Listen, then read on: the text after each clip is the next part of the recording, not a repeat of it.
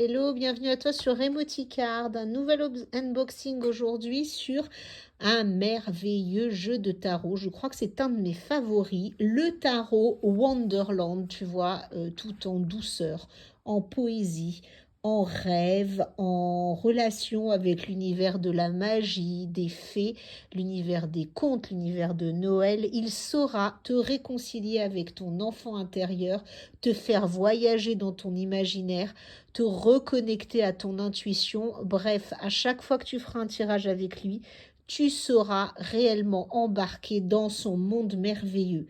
Alors, à l'origine de Starro, l'illustratrice, c'est Nicoletta Cecoli, qui d'ailleurs avait fait un tarot, mais en format tout petit pocket et pas en grande boîte comme ça, il y a quelques années.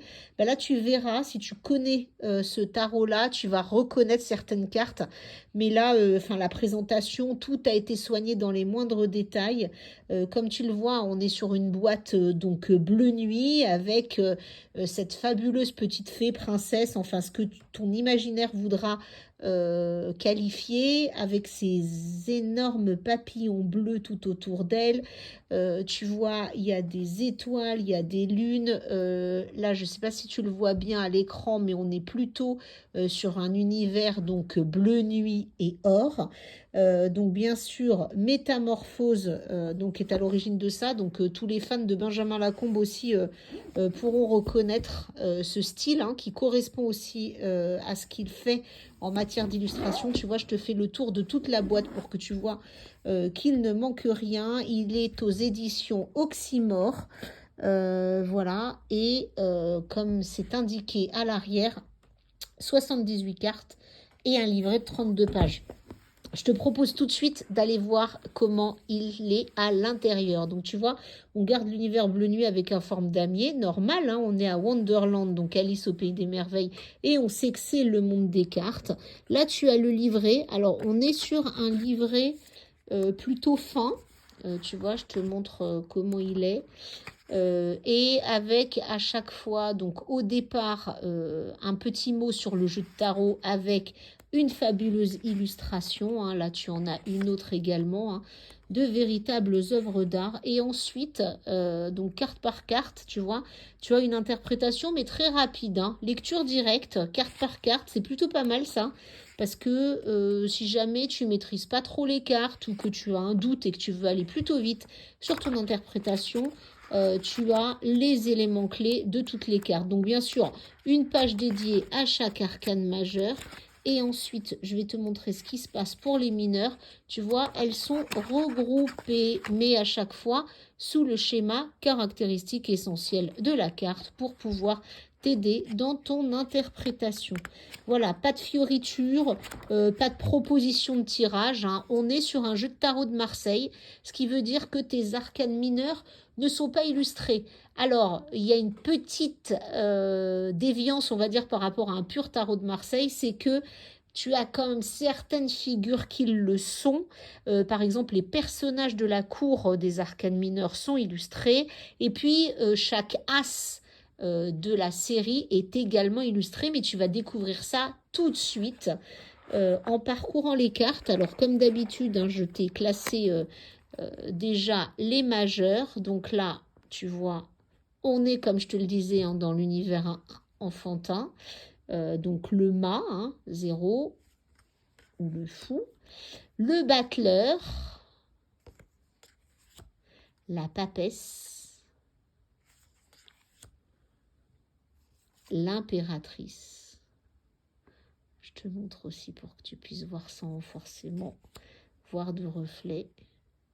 La force en petite Wonder Woman. Ce que j'ai oublié de te montrer aussi, c'est que tu vois, le dos des cartes est superbement pensé aussi et illustré. L'empereur. Le pape. Le pendu. J'adore aussi cette version pour une fois, il n'est pas la tête en bas, tu vois, mais il a la tête de côté qui montre que, justement, quand tu tires cette carte, tu dois voir les choses sous un nouvel angle auquel tu ne pensais peut-être pas au départ. L'amoureux. Le chariot, avec ce manège de cheval. La justice, pleine de fougue et de poésie. l'ermite. Alors l'ermite, là, il est juste magique. T'as vu ce côté évolution, en fait? On a l'impression qu'il est en train de s'élever. La roue de la fortune, qui fait que finalement, eh ben, tu es un peu dépendante hein, de comment la roue va tourner, de ton destin. La mort, elle a cassé son jouet. La tempérance, magnifique aussi. Hein, tu vois, on est aussi dans l'univers des contes, le diable, de la féerie. Hein, tu vois, on est de temps en temps dans le monde du jeu, d'autres fois dans le monde de l'eau et de la mer. On fait un lien aussi assez magique avec la poésie. Donc vraiment tout ce qui peut réveiller en toi ton âme d'enfant en fait. Hein. Regarde le monde, voilà, on est vraiment sur un monde féerique comme on pourrait le penser en étant enfant. Alors là, on arrive donc aux séries des arcanes mineurs. Donc comme je te disais, chaque as est illustré, tu vois. Pour la série des bâtons, on a l'as de bâton. Après, comme on est sur un tarot de Marseille, eh bien, finalement, tu n'as, comme d'habitude, hein, que tes figures. Sans illustration particulière. Alors, je vais passer, hein, puisque à chaque fois, c'est des bâtons qui correspondent au nombre de la carte. Et par contre, après, tu vois, les personnages de la cour, comme je te disais, on revient dans des illustrations. Le valet de bâton, le cavalier de bâton, la reine de bâton avec son beau ballon cœur et le roi de bâton. Ensuite, on arrive à la série des deniers. Toujours pareil, ton as, il est déjà illustré. Et puis après, voilà, tu as autant de deniers que de nombres mentionnés sur la carte.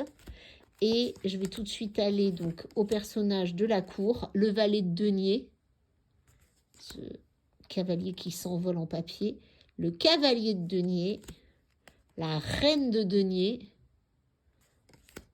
et le roi de denier qui est une figure féminine dans ce tarot. La série des coupes, maintenant, as de coupe, on regagne encore un lien avec la mer. Et là, eh bien, on a des tasses, en fait. Hein. Et tu as donc, suivant tes numéros, autant de tasses qu'il le faut. Et on arrive au personnage de la cour, le valet de coupe. Là, on est en plein dans le conte pour enfants. Cavalier de coupe, avec un lien à l'univers marin, la reine de coupe et le roi de coupe. Ensuite, dernière série, les épées, l'as d'épée. Et puis là, pareil, tu vas avoir autant d'épées que le numéro indiqué sur ta carte pour arriver au personnage de la cour avec un valet d'épée, un cavalier d'épée. On sent quand même si on est dans le monde féerique, enfantin et magique, le côté un peu dark quand même de cette série d'épées, quoi. On sent quand même que on est attaqué un peu de toutes parts. Et le roi d'épée. Voilà pour ma démonstration unboxing de Starro. Je te le conseille, hein, parce que comme je te le dis, à chaque fois, tu vas vivre une aventure magique avec lui. Ça va te permettre de te poser. Moi, personnellement, il me permet vraiment de développer mon intuition. Le seul bémol que j'aurais, c'est que tu vois, les cartes sont un peu fines. Ce qui fait que quand tu bats tes cartes, bon bah parfois, voilà, il faut les battre vraiment plusieurs fois pour bien les mélanger. Mais c'est la seule chose en fait que je trouverais à redire sur ce jeu de tarot. Voilà, j'espère que ça t'aura plu, que je t'aurai convaincu. Et puis, je te souhaite une très bonne fin de journée et surtout beaucoup de jolis moments avec ce merveilleux tarot. À très bientôt sur Emoticard.